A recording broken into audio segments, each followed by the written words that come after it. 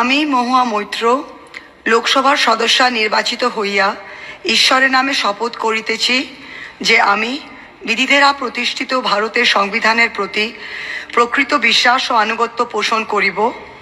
আমি ভারতের সার্বভৌমত্ব ও সংহতি রক্ষা করিয়া চলিব এবং যে কর্তব্যভার আমি গ্রহণ করিতে চলিয়াছি তাহা আমি বিশ্বস্তভাবে নির্বাহ করিব।